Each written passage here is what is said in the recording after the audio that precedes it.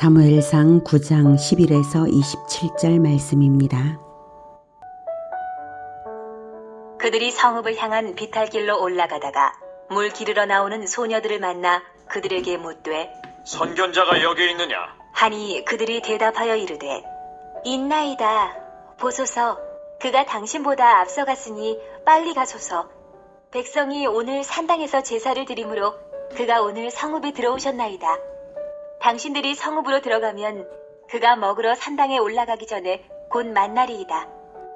그가 오기 전에는 백성이 먹지 아니하나니 이는 그가 제물을 축사한 후에야 청함을 받은 자가 먹음이니이다. 그러므로 지금 올라가소서. 곧 그를 만나리이다 하는지라. 사랑하는 형제 여러분, 2월 16일 수요일 새벽 목상에 오신 것을 환영합니다. 하나님께서 이스라엘에게 율법을 주신 것은 신정국가라는 뜻이고, 율법을 잘 배워 지키며 삶으로써 왕 그리스도를 보내실 언약 성취를 기다리라는 뜻입니다.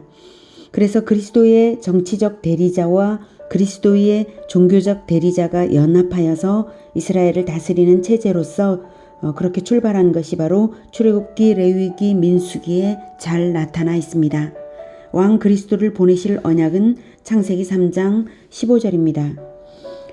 옛뱀 마귀에게 대한 심판 선언이 그것이죠. 내가 너로 여자와 원수가 되게 하고 내 후손도 여자의 후손과 원수가 되게 하리니 여자의 후손은 내 머리를 상하게 할 것이요 너는 그의 발꿈치를 상하게 할 것이니라.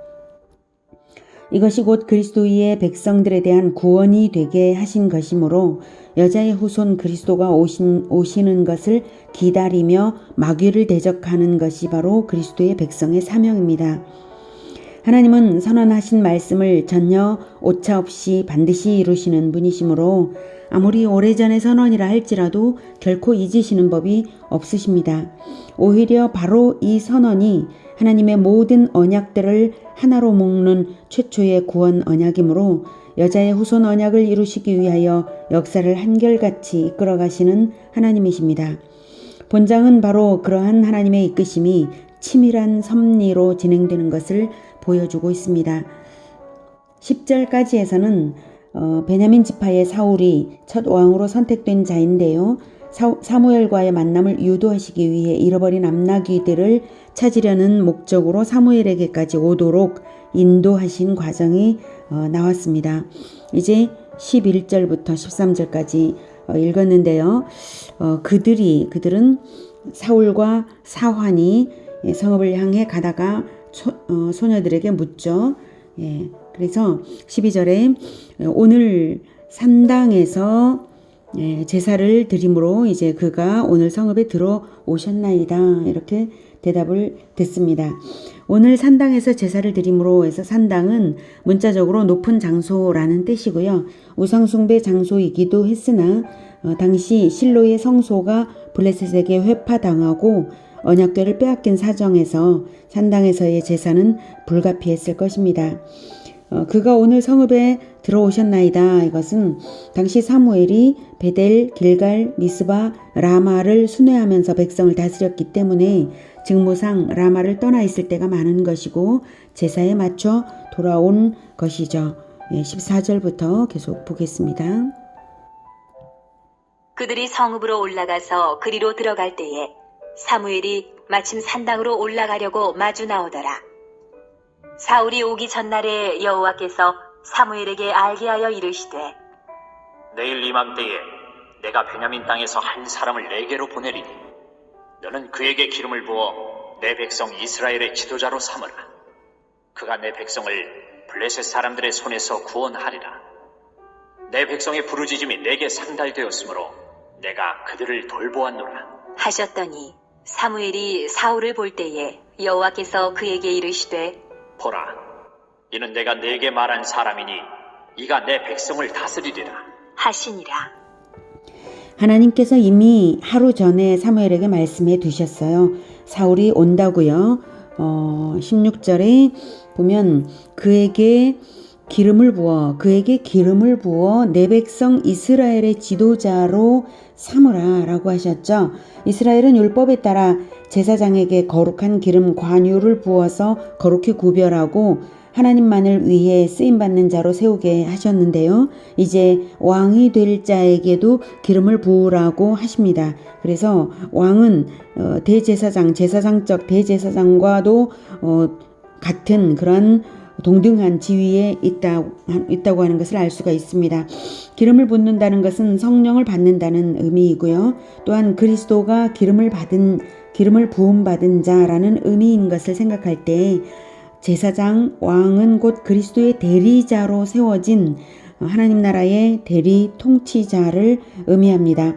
신정적 왕정 제도를 세우시기 위해 하나님께서 이렇게 섭리하시면서 사무엘과 사울의 만남을 섭리하시고 이렇게 명령하신 것입니다. 그리고 사울을 선택하신 이유도 알게 하십니다. 그것은 사울의 용맹함이 바로 그렇게 준비된 것입니다. 내 백성을 블레셋 사람들의 손에서 구원하리라. 내 백성의 부르짖음이 내게 상달되었으므로 내가 그들을 돌보았노라 라고 하시죠. 사울의 용맹함을 하나님께서 그렇게 사용하실 것입니다. 사실 하나님께서 준비하신 신정적 왕정의 첫 왕은 유다 지파의 다윗이었고요. 아직 다윗은 어렸으므로 왕정의 본격적인 때가 되지 않은 것인데요. 백성들의 고집스러운 요청으로 하나님은 왕정의 때를 앞당겨서 수락은 하시되 백성에게 그래도 가장 좋은 방향으로 들어주신 것입니다. 우리가 하나님의 뜻대로 하는 기도를 하는 것이 가장 바람직한 것인데 하나님이 뜻대로 하지 않는 기도일지라도 때를 쓰며 기도할 때에 하나님께서 때로는 이렇게 들어는 주십니다. 그러나 이제 최선책은 아니고 차선책으로서 들어주신다는 것을 알 수가 있습니다. 아무튼 하나님께서는 가장 좋은 방향으로 백성에게 가장 좋은 그 상황에서일지라도 가장 좋은 방향으로 들어주신 것입니다. 자, 그리고 사울과의 대면에서 사무엘에게 하나님은 다시 알려주십니다. 이렇게 정확하고도 세밀하게 섭리하셨습니다. 신정적 왕정의 출발은 반드시 사무엘에 의해서 출발시켜야 하는 것입니다. 사실 신정적 왕정의 출발은 사울에게 초점이 있는 것이 아니라 사무엘에게 초점이 있는 것입니다. 사무엘이 관여하지 않은 상태에서 백성들 소견대로 왕을 세웠다가는 그야말로 인본주의적 왕이 탄생할 판이고 그러면 이스라엘의 멸망을 초래하게 될 것이므로 반드시 사무엘의 주도로서 출발되어야만 신정적 왕정이 되는 것입니다. 사무엘의 주도가 없다면 그저 인본주의적 왕정이 되고 말 테니까요. 네, 18절부터 보겠습니다. 사울이 성문한 사무엘에게 나아가 이르되 선견자의 집이 어디인지 청하건대 내게 가르치소서. 하니 사무엘이 사울에게 대답하여 이르되 내가 선견자이니라. 너는 내 앞서 산당으로 올라가라. 너희가 오늘 나와 함께 먹을 것이요 아침에는 내가 너를 보내되 네 마음에 있는 것을 다 내게 말하리라. 사흘 전에 잃은 네 암나기들을 염려하지 말라. 찾았느니라. 온 이스라엘이 사모하는 자가 누구냐? 너와 네 아버지의 온 집이 아니냐? 하는지라.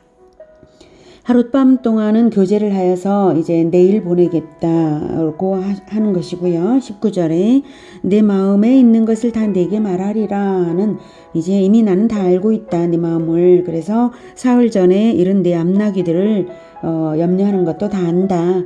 이렇게 선견자가 바로 사무엘 자신임을 나타내고요. 특히 사울에 대해서 20절에 온 이스라엘이 사모하는 자가 누구냐? 너와 네 아버지의 온 집이 아니냐? 이렇게 말합니다. 이것은 네가 왕이 될 자다라는 말입니다. 21절 사울이 대답하여 이르되 나는 이스라엘 지파의 가장 작은 지파 베냐민 사람이 아니니까. 또 나의 가족은 베냐민 지파 모든 가족 중에 가장 미약하지 아니하니까. 당신이 어찌하여 내게 이같이 말씀하시나이까? 하니 사무엘이 네, 21절 사실 베냐민 지파는 과거 기브아 주민들이 레위인의 첩을 집단 성폭행하여 죽인 일로 내전이 일어났었죠. 그때 600명밖에 남지 않았거든요. 그래서 가장 미약한 지파가 되었습니다. 그러므로 만약 하나님의 주권적 선택이 없었다면 이스라엘이 베냐민 지파에서 왕을 선택할 리는 만무한 일입니다.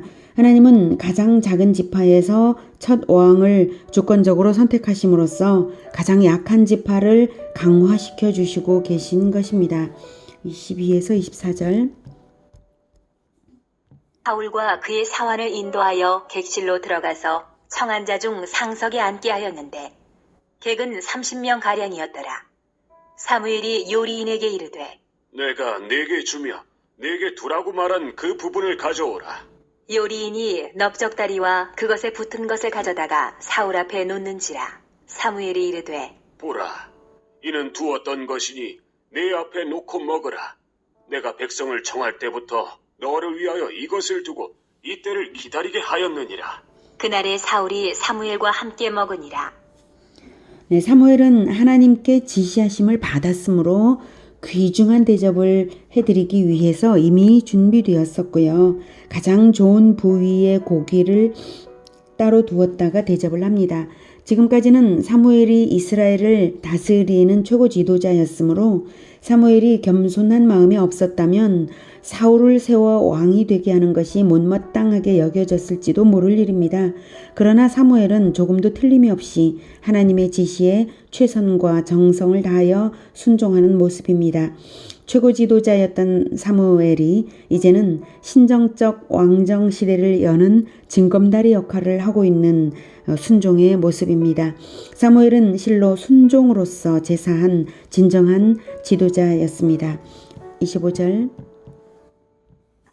그들이 산당에서 내려 성읍에 들어가서는 사무엘이 사울과 함께 지붕에서 담화하고 네, 지붕은 이스라엘의 가옥 구조상 기도의 장소나 또는 회합의 장소로도 쓰이고 다양하게 이용되는 곳입니다. 사무엘과 사울의 담화로서 사울은 왕이 될 마음의 준비를 점차로 했을 것입니다. 26절. 그들이 일찍이 일어날새 동틀 때쯤이라. 사무엘이 지붕에서 사울을 불러 이르되 일어나라, 내가 너를 보내리라. 함에 사울이 일어나고 그 두 사람 사울과 사무엘이 함께 밖으로 나가서 성읍 끝에 이름에 사무엘이 사울에게 이르되 사환에게 우리를 앞서게 하라. 하니라. 사환이 앞서가므로 또 이르되 너는 이제 잠깐 서 있으라. 내가 하나님의 말씀을 내게 들려주리라. 하더라. 이제 사무엘은 사울에게 기름을 부을 것입니다. 그러나 사환을 먼저 보내어 떼어놓은 이유는 아직 백성에게 알려지는 것이 좋지 않기 때문에 신중을 기하는 것입니다. 백성들은 지극히 인본주의적 상태이니까요. 오늘은 신정적 왕정을 출발시키기 위하여 세밀하게 섭리하시는 하나님과 또한 순종하는 사무엘을 통해서 신정적 왕정이 출발되도록 준비되는 과정을 보았습니다. 우리가 복음화 제자화의 길을 걷고 있다면 하나님의 주권적 섭리를 믿으시기 바랍니다. 우리가 예수 제자로 살고 있다면 하나님께서 세밀하게 섭리하시며 우리의 발걸음을 인도하시는 것을 믿으십시오. 그리고 하나님께서 시키시는 그 일을 순종하면 하나님 나라가 세워져 가는 것입니다. 그리고 우리의 삶이 인본주의적 왕정이 아니라 신정적 왕정이 우리 삶에 이루어지기를 진정으로 그리스도께서 우리의 왕으로서 우리 각 사람을 다스리시기를 기원합니다. 기도하겠습니다. 하나님, 우리 예수 제자 교회가 출발부터 지금까지 그리고 또 최근에는 다니엘 도서관을 후원하기까지 하나님께서 우리의 발걸음을 인도하고 계신 것을 믿습니다. 그래서 우리가 의도하지 않았던 생각지도 못했던 일들로서 하나님께서는 우리를 이렇게 인도해 오셨습니다. 그래서 복음화 제자화로서 이 제주에 복음화를 하고 또한 제자화를 계속해서 걸어가도록 이끌어 가실 줄을 믿습니다.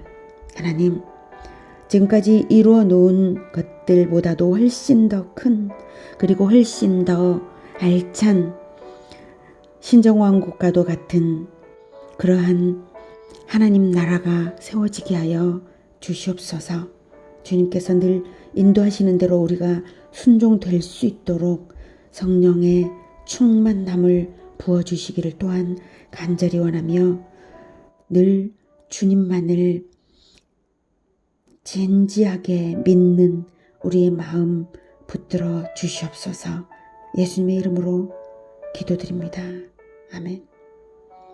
이어지는 시간은 개인 기도 시간입니다.